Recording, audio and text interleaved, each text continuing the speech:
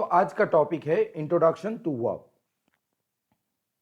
Work बड़ा normal सा word है। अगर हम लोगों को कोई पूछ रहा है क्या क्या काम किए आज, तो हम लोग अपना दिन का जितना भी एक्टिविटी है उसको काम में हम लोग बोल देंगे। तो आज हम लोग किताब पढ़े, ये भी एक काम है। हम लोग खाना खाए, एक काम है। हम लोग कहीं मार्केट पे गए, वो भी एक काम है। पर फिजिक्स में वर्क का डिफिनेशन इतना सिंपल नहीं है। अगर हम लोग किताब पढ़ रहे हैं, उसको वर्क में कंसीडर नहीं किया जाता है। अगर हम लोग पढ़ाई कर रहे हैं, कंसीडर नहीं होगा। अगर हम लोग लेक्चर अटेंड कर रहे हैं, कंसीडर नहीं होगा। अब फिजिक्स में वर्क का डेफिनेशन इतना सिंपल नहीं है। तो चलिए फिजिक्स में क्या बोलता है, वर्क का डेफिनेशन क्या है, समझते हैं। अगर वर्क डन कर रहे हैं हम लोग बोलेंगे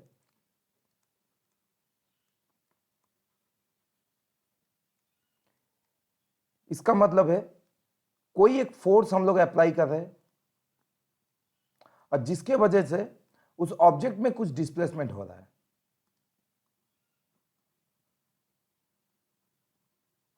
उस ऑब्जेक्ट में कुछ डिस्प्लेसमेंट बन रहा है। तो एक ऑब्जेक्ट को डिस्प्लेस होना भी जरूरी है। साथ साथ डिस्प्लेस कैसे होगा? अगर हम लोग कोई फोर्स अप्लाई करेंगे तो फोर्स भी अप्लाई होना चाहिए और साथ ही में डिस्प्लेसमेंट भी होना चाहिए। अगर दोनों को हम लोग देखेंगे तभी जाके होगा वर्क डन। सिंपल सा बात है। तो चलिए वर्क डन के लिए कुछ एग्जांपल कंसीडर करते हैं तो समझ में आएगा। तो मान लेते हैं एक प्लेन के ऊपर एक ब्लॉक रखा हुआ है। एक ब्लॉक को भी हम लोग कंसीडर कर लेते हैं। ये ब्लॉक रखा हुआ है और इस ब्लॉक पे मान लीजिए एक आदमी फोर्स अप्लाई कर रहा है। यहां पर दिखा देते हैं, एक आदमी फोर्स इसके ऊपर अप्लाई कर रहा है। मान लेते हैं एक आदमी इसके ऊपर फोर्स अप्लाई कर रहा है।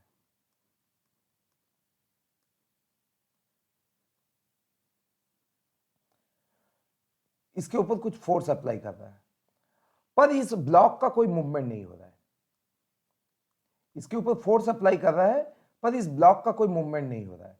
मतलब इसका डिस्प्लेसमेंट क्या है? जीरो। तो वर्क डन क्या होगा? सिंपल सा बात है, वर्क डन होगा फोर्स इंटू डिस्प्लेसमेंट है। Force into displacement. तो डिस्प्लेसमेंट जीरो है, मतलब टोटल ये जो प्रोडक्ट है ये आ जा रहा है जीरो। तो ये जीरो आ जा रहा है, तो वर्क डन यहां पर हो जाता है जीरो। तो ये तो सिंपल सा वर्क डन का डेफिनेशन हो गया। अभी और एक केस कंसीडर करते हैं। मान लीजिए ये आदमी इस ब्लॉक के ऊपर फोर्स अप्लाई कर रहा है जिसकी वजह से इस ब्लॉक का एक डिस्प्लेसमेंट बन रहा है। इस ब्लॉक का एक डिस्प्लेसमेंट बन रहा है। तो ये ब्लॉक डिस्प्लेस होकर कुछ इस जगह पे आ गया। अभी इस जगह पे आ गया ब्लॉक। तो अभी डिस्प्लेसमेंट इसका कितना हुआ? इसका डिस्प्लेसमेंट यहां से यहां तक हो गया, मान लीजिए एस। इसका डिस्प्लेसमेंट हो गया एस। तो अभी वर्क डन कितना होगा?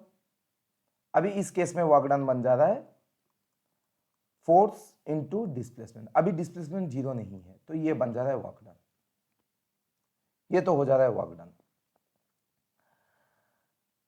तो देखिए अभी जैसे इस केस में हम लोग बात किए थे, सेकंड केस में फोर्स जिस इस डायरेक्शन में हम लोग अप्लाई कर रहे हैं और ऑब्जेक्ट का भी डिस्प्लेसमेंट इसी डायरेक्शन में हो रहा है। ऑब्जेक्ट का डिस्प्लेसमेंट भी इसी डायरेक्शन में हो रहा है। तो इसमें कुछ वर्क डन बन रहा है। पर इसके लिए हम लोगों को क्या डिस्प्लेसमेंट होना जरूरी है।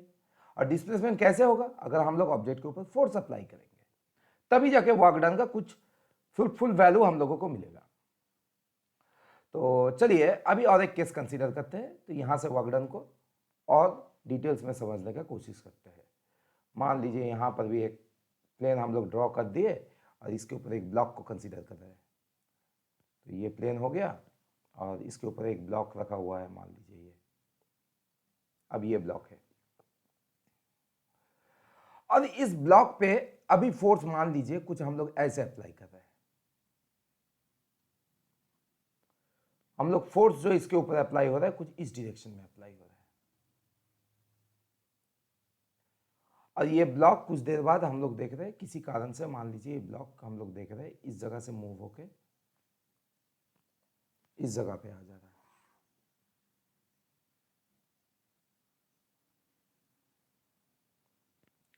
ठीक है ना, इस जगह पे आ रहा है। तो ये जो फोर्स, इसका एक नाम दे देते हैं, मान लेते हैं हम लोग, एक नाम दे दिए एन, नॉर्मल रिएक्शन फोर्स। ये है नॉर्मल रिएक्शन।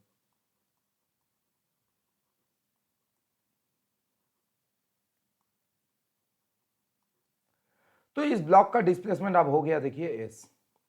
तो अभी अगर वर्क डन हम लोगों को बोलेगा नॉर्मल रिएक्शन कितना किया, तो हम लोग क्या बोलेंगे? हम लोग बोलेंगे वर्क डन है 0। क्यों? क्यों वर्क डन 0 होगा? इसको समझने के लिए हम लोगों को जानना पड़ेगा, अगर मान लीजिए कोई फोर्स हम लोग ऐसे अप्लाई कर रहे हैं, इसको समझना पड़ेगा पहले। तो फोर्स का दो कंपोनेंट यहां पर बनेगा, और वो कौन सा कंपोनेंट होगा, चलिए देख लेते हैं। एक हो जा रहा है एफ कॉस थीटा, मान लेते हैं। एक हो जा रहा है एफ कॉस थीटा, कुछ एंगल थीटा पे एक्ट कर रहा है ये, इसलिए एफ कॉस थीटा। दूसरा हो जा रहा है एफ साइन थीटा, ये बन जा रहा है एफ साइन थीटा। तो देखिए, अगर ऑब्जेक्ट का मूवमेंट जिस डायरेक्शन में हो रहा है, ऑब्जेक्ट जिस डायरेक्शन में मूव कर रहा है, उस डायरेक्शन का जो फोर्स का कंपोनेंट है उसको कंसीडर करना पड़ेगा। उस डायरेक्शन में जो कंपोनेंट लग रहा है उसको कंसीडर करना पड़ेगा। तो मान लीजिए अगर ऑब्जेक्ट इस डायरेक्शन में मूव कर रहा है, टुवर्ड्स राइट ऑब्जेक्ट मूव कर रहा है, तो इसका कंपोनेंट कौन सा है, एफ कॉस थीटा। तो इस ऑब्जेक्ट का मूवमेंट हो रहा है टुवर्ड्स राइट, तो वो किसके वजह से, जो फोर्स इसी डायरेक्शन में एक्ट हो रहा है उसी के वजह से मूवमेंट हो रहा है इसी डायरेक्शन में। तो इस डायरेक्शन में फोर्स का कौन सा कंपोनेंट एक्ट हो रहा है, F cos theta. F cos theta act हो रहा है, तो इसीलिए वर्क डन को यहां पर हम लोग बोलेंगे work done equals to F cos theta into displacement. इसको हम लोग ऐसे भी समझ सकते हैं, जैसे वर्क डन, मान लीजिए वर्क डन हो गया फोर्स इंटू डिस्प्लेसमेंट, ये दो वेक्टर क्वांटिटी का डॉट प्रोडक्ट है। तो हम लोग डॉट को हटाएंगे तो क्या होगा, एफ एस कॉस थीटा आ जाएगा, एफ एस कॉस थीटा। तो फोर्स और डिस्प्लेसमेंट के बीच का जो एंगल है वो बहुत ज्यादा इंपॉर्टेंट है, उसको कंसीडर करना पड़ेगा, उसको कंसीडर करना पड़ेगा। तो सवाल है, तो पहले केस में हम लोग क्यों नहीं कंसीडर किए, जब ये आदमी इस ब्लॉक को धकेलते हुए यहां तक लेके आ रहा था, तब भी तो हम लोगों को कंसीडर करने चाहिए थे। हाँ, हम लोग कंसीडर किए। अब देखिए, आप कंसीडर किए हम लोग। देखिए यहां पर एंगल क्या हो रहा है, फोर्स जिस डायरेक्शन में अप्लाई हो रहा है, डिस्प्लेसमेंट भी उसी डायरेक्शन में हो रहा है, मतलब दोनों पैरेलली एक्ट कर रहा है। तो एंगल कितना हुआ इसके बीच का, 0। तो वर्क डन अगर हम लोग इसको बोलेंगे तो वर्क डन क्या होगा, एक्चुअली यहां पर फोर्स का जो कंपोनेंट लग रहा है एफ कॉस 0 डिग्री और एस, तो कॉस 0 का वैल्यू होता है 1, यानी F into S. Work done वही हम लोग यहां पर लिखे थे। तो सिमिलरली इस केस में भी वही हो रहा है। तो डिस्प्लेसमेंट जिस डायरेक्शन में बन रहा है, डिस्प्लेसमेंट जिस डायरेक्शन में बन रहा है, उस डायरेक्शन में फोर्स का जो कंपोनेंट एक्ट हो रहा है उसको कंसीडर करना है, यानी डिस्प्लेसमेंट इनटू फोर्स का वो कंपोनेंट जो उस डायरेक्शन में रेस्पॉन्सिबल है उस ऑब्जेक्ट को मूव करवाने के लिए। तो उसके बीच का जो एंगल हो रहा है, फोर्स और डिस्प्लेसमेंट के बीच का जो एंगल हो रहा है, उसको कंसीडर करना है हम लोगों को। तो चलिए इसमें हम लोग कुछ अलग अलग केसेस लेते हैं और वर्क डन को समझने का कोशिश करते हैं। मान लीजिए एक केस ले रहा हूं, इसमें मान लेते हैं एक प्लेन है, इस प्लेन के ऊपर एक कुली अपने सर पे एक लगेज को लेके जा रहा है, मूव कर रहा है। तो लगेज हम लोग ड्रॉ कर देते हैं, मान लीजिए ये लगेज है, और कुली को हम लोग यहाँ पर लगा देते हैं। ये मान लीजिए कुली है जो कि इस ब्लॉक को लेके मूव कर रहा है। तो ये कुली जो इस ब्लॉक को ले रहा है, इस ब्लॉक का मास मान लीजिए m है। तो इस ब्लॉक के ऊपर कौन सा फोर्स एक्ट कर रहा है, पहले हम लोग को जानना पड़ेगा। तो कुली कौन से डायरेक्शन में ये फोर्स को अप्लाई करवा रहा है। देखिए इस ब्लॉक के ऊपर कई सारा फोर्स अप्लाई हो रहा है। पहले तो कुली इसको इधर लेके जा रहा है, टुवर्ड्स राइट इसको डिस्प्लेस कर रहा है। तो इस ब्लॉक के ऊपर फोर्स कौन सा अप्लाई हो रहा है देखते हैं, चलिए। पहले ये कुली को हम लोग मान लेते हैं, ये कुली यहां से इस ब्लॉक को यहां तक लेके आ गया। तो चलिए अभी फोर्स कौन सा अप्लाई हो रहा है हम लोग देख लेते हैं। देखिए इस ब्लॉक के ऊपर एक फोर्स, पहला फोर्स जो अप्लाई हो रहा है इसका वेट के वजह से, जो कि वर्टिकली डाउनवर्ड्स होगा, एम, जो जी फोर्स है, ग्रेविटेशनल फोर्स जो एक्ट हो रहा है, एम इंटू जी, जी फोर्स जो एक्ट हो रहा है, ग्रेविटेशनल फोर्स। तो ये जो ग्रेविटेशनल फोर्स एक्ट हो रहा है, ये कौन से डायरेक्शन में एक्ट हो रहा है? डिस्प्लेसमेंट हो रहा है इस डायरेक्शन में। तो दोनों के बीच का एंगल क्या हो रहा है? अब देखिए 90 डिग्री हो रहा है। ये डिस्प्लेसमेंट बना रहा है इधर में, और जी फोर्स एक्ट कर रहा है इधर, ग्रेविटेशनल फोर्स। तो एंगल क्या बन रहा है? 90 डिग्री। तो इसका वर्क डन अगर हम लोग लिखने जाएंगे तो कैसे लिखेंगे? वर्क डन इक्वल्स टू, तो इसका कंपोनेंट क्या है? M G cos 90 into S. तो कॉस 90 का वैल्यू क्या होगा? 90 का वैल्यू हम लोगों को पता है 0 होता है। तो ये वर्क डन आ रहा है 0 इंटू एस, यानी 0। तो इस केस में वर्क डन हो जा रहा है 0। हालांकि कुली इसको मूव करवा रहा है, पर वर्क डन बन जा रहा है 0। पर ये वर्क डन कौन कर रहा है? ये वर्क डन ग्रेविटेशनल फोर्स कर रहा है, ये समझना है। Work done by gravitational force, work done by G force. और एक एग्जांपल कंसीडर करते हैं। मान लेते हैं एक ब्लॉक रखा हुआ है इस प्लेन पे,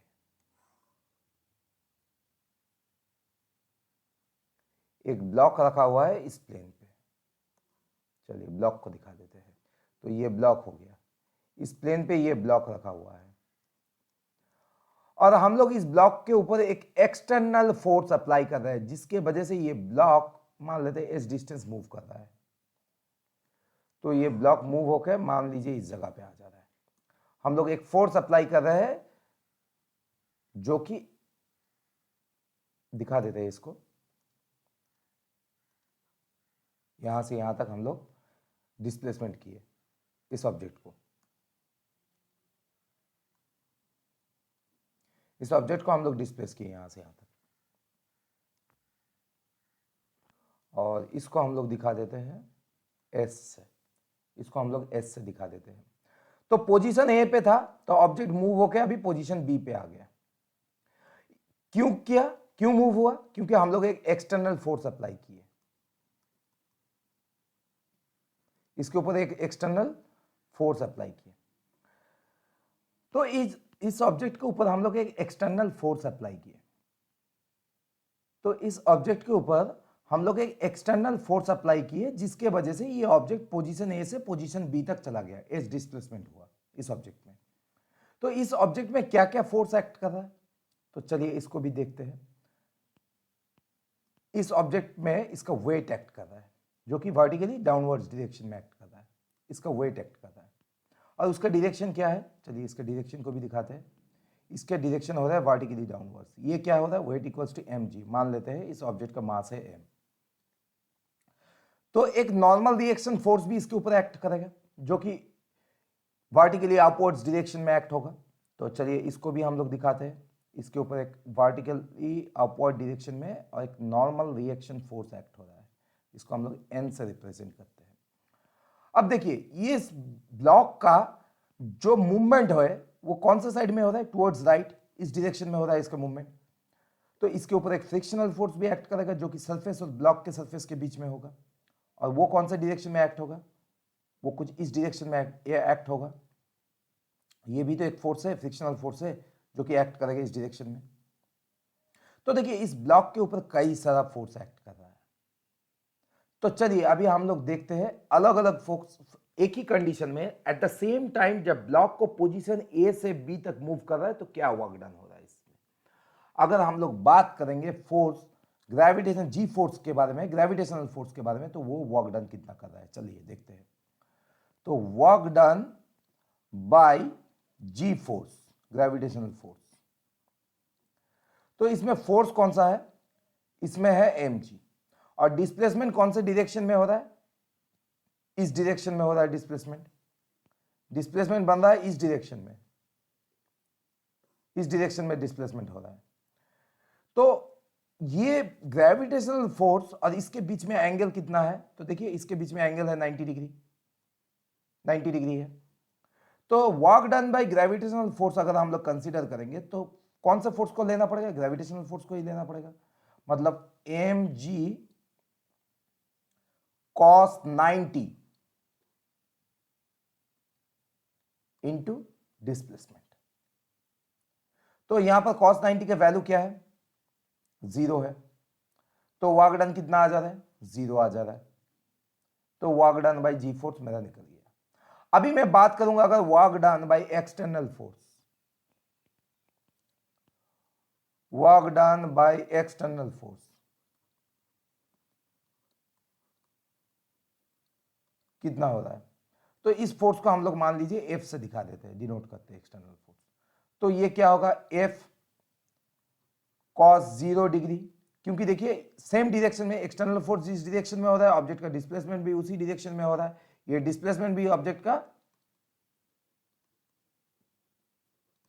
उसी डायरेक्शन में हो रहा है जिस डायरेक्शन में फोर्स एक्सटर्नल फोर्स अप्लाई हो रहा है। तो इसीलिए हम लोग लिख सकते हैं F cos 0 degree into displacement. तो चलिए cos 0 का वैल्यू आता है कितना, 1, तो ये बन रहा है एफ इंटू एस। तो ये एक्सटर्नल फोर्स का बात हो गया। अभी बात अगर हम लोग करेंगे फ्रिक्शनल फोर्स के बारे में, तो हम लोग क्या बोलेंगे, work done bye frictional force.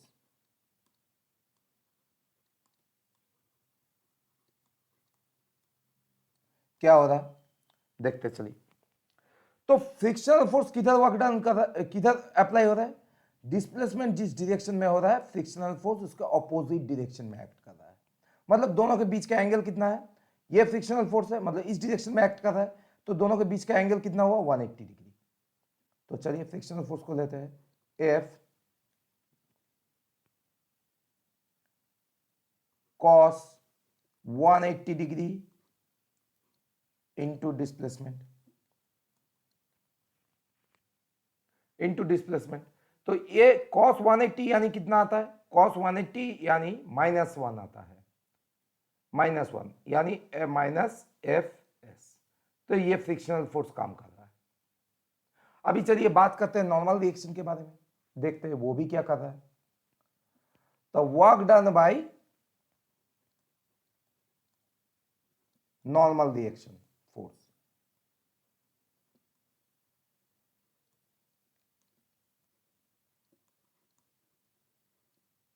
तो नॉर्मल रिएक्शन कौन से साइड में एक्ट कर रहा है, परपेंडिकुलरली एक्ट कर रहा है जिस साइड में डिस्प्लेसमेंट हो रहा है। तो ये भी परपेंडिकुलर है, तो ये भी होगा non N cos 90 into displacement.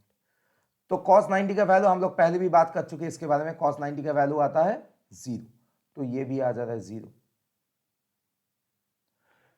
फिर ये ऑब्जेक्ट पोजीशन ए से पोजीशन बी तक मूव कर रहा है, इसमें हम लोग देख रहे हैं ना ही ग्रेविटेशनल फोर्स का कोई वर्क डन कर रहा है, ना ही नॉर्मल रिएक्शन फोर्स कोई वर्क डन कर रहा है। मतलब ये दोनों फोर्स का कोई रोल ही नहीं है, क्योंकि ये 90 डिग्री में अप्लाई कर रहा है। बट अगर हम लोग देखेंगे जो फ्रिक्शनल फोर्स काम कर रहा है वो नेगेटिव वर्क डन कर रहा है। वर्क डन क्या होता है, यहां पर नेगेटिव होता है, नेगेटिव वर्क डन होता है। ये फ्रिक्शनल फोर्स क्या होता है, नेगेटिव वर्क डन। और जो एक्सटर्नल फोर्स कर रहा है वो क्या कर रहा है, पॉजिटिव वर्क डन। ये पॉजिटिव वर्क डन कर रहा है। तो एक ही बॉडी पे सेम टाइम में कई सारा फोर्स एक्ट कर रहा है, तो ये बहुत जरूरी हो जाता है। तो हम लोग जब वर्क डन कैलकुलेट करने जा रहे हैं तो कौन से फोर्स का हम लोग वर्क डन कैलकुलेट करने जा रहे हैं, इसको ध्यान पे रखना है। क्योंकि ये अगर ध्यान में नहीं रहेगा तो हम लोग एंगल्स भी गलत यूज करेंगे और जो रिजल्ट हम लोगों को मिलेगा वो रिजल्ट भी गलत होगा। तो पहले ये ध्यान रखना है कौन से फोर्स का हम लोग वर्क डन निकालने जा रहे हैं। देखिए यहां पर और एक बात ध्यान देने वाला बात है, कोई भी ऑब्जेक्ट अगर हम लोग फोर्स उसके डायरेक्शन के ऑपोजिट डायरेक्शन में एक्ट कर रहा है तो वो वर्क डन क्या निकल रहा है, नेगेटिव निकल रहा है। पर जिस डायरेक्शन में डिस्प्लेसमेंट, जिस डायरेक्शन में वो मूव कर रहा है, उसी डायरेक्शन में अगर हम लोग फोर्स को अप्लाई कर रहे हैं तो वो बन जा रहा है पॉजिटिव वर्क डन, वो पॉजिटिव वर्क डन बन जा रहा है, तो वो पॉजिटिव वर्क डन हो रहा है। पर अगर ऑपोजिट डायरेक्शन में हम लोग फोर्स को अप्लाई कर रहे हैं तो वो बन जा रहा है नेगेटिव वर्क डन। तो नेगेटिव वर्क डन क्या करता है, हमेशा जो ऑब्जेक्ट का मोशन होता है उसको अपोज कर रहा है, ऑब्जेक्ट का जो मोशन है उसको अपोज कर रहा है, इसीलिए उसको बोला है नेगेटिव वर्क कर रहा है, ऑब्जेक्ट के ऊपर नेगेटिव वर्क कर रहा है। तो इसको हम लोग वेक्टरिकली ऐसे भी बता सकते हैं, क्योंकि फोर्स एक वेक्टर क्वांटिटी है, फोर्स एक वेक्टर क्वांटिटी है और डिस्प्लेसमेंट भी एक वेक्टर क्वांटिटी है। तो अगर मान लीजिए हम लोग इसको ट्रिगोनोमेट्री टू ना लाके अगर हम लोग वेक्टर कॉन्सेप्ट से भी बोल सकते हैं तो भी हम लोग इसको नेगेटिव वर्क डन शो कर सकते हैं। कैसे देख लेते हैं, चलिए। अगर मान लीजिए फोर्स मेरा इस डायरेक्शन में अप्लाई हो रहा है, फोर्स मेरा इस डायरेक्शन में अप्लाई हो रहा है, मैं किसी को भी पॉजिटिव मान सकता हूं, तो फोर्स को मैं पॉजिटिव डायरेक्शन मान ले रहा हूं। तो अगर मेरा टुवर्ड्स राइट हो रहा है तो ये पॉजिटिव हो रहा है, तो डेफिनेटली अगर टुवर्ड्स लेफ्ट हो रहा है ये नेगेटिव होगा, ये नेगेटिव होगा। तो देखिए अगर हम लोग फोर्स इधर में अप्लाई कर रहे हैं तब इस केस में फोर्स क्या है, नेगेटिव है, फोर्स नेगेटिव है, फ्रिक्शनल फोर्स क्या हो रहा है, नेगेटिव हो रहा है, और डिस्प्लेसमेंट क्या हो रहा है, पॉजिटिव हो रहा है, डिस्प्लेसमेंट पॉजिटिव हो रहा है। तो अगर मैं बोथ साइड को माइनस से मल्टीप्लाई कर दे रहा हूं, नेगेटिव से मल्टीप्लाई कर रहा हूं, तो फोर्स इक्वल्स टू क्या आ रहा है, माइनस एस डिस्प्लेसमेंट। तो अभी अगर हम लोग इसका फॉर्मूला से निकालने जाएंगे तो क्या होगा, तो वेक्टर के लिए हम लोग ऐसे भी बोल सकते हैं, तो वर्क डन इक्वल्स टू जो फोर्स हम लोग अप्लाई कर रहे हैं वो फोर्स कौन सा है, एफ है, फ्रिक्शनल फोर्स है, और डिस्प्लेसमेंट हो रहा है माइनस एस, तो हम लोग इसको माइनस एफ एस भी बोल सकते हैं। देखिए सेम रिजल्ट यील्ड कर रहा है, वेक्टर के लिए भी हम लोग बोल सकते हैं इसको। सिमिलरली ये जो फोर्स अप्लाई हो रहा है यहां पर भी हम लोग बोल सकते हैं फोर्स भी पॉजिटिव है और डिस्प्लेसमेंट भी अपना पॉजिटिव है, तो दोनों पॉजिटिव रिजल्ट ही देगा हमको। तो इसीलिए ये बहुत ज्यादा इंपॉर्टेंट हो जा रहा है कौन से फोर्स के बारे में हम लोग कैलकुलेट करने जा रहे हैं, वर्क डन, और वो कौन से डायरेक्शन पे एक्ट हो रहा है और कौन से बॉडी पे एक्ट हो रहा है। तो इसको ध्यान में रखते हुए हम लोगों को वर्क डन को कैलकुलेट करना है।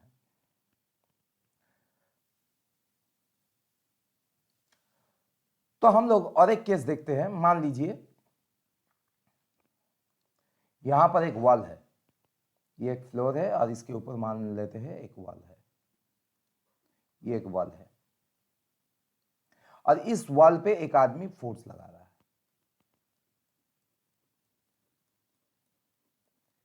इस वॉल पे एक आदमी फोर्स लगा रहा है, पर इसका डिस्प्लेसमेंट क्या हो रहा है, जीरो। तो यहां पर भी वर्क डन हम लोग क्या बोल सकते हैं, फोर्स इंटू डिस्प्लेसमेंट, तो यहां पर बन जाता है जीरो, क्योंकि डिस्प्लेसमेंट जीरो है।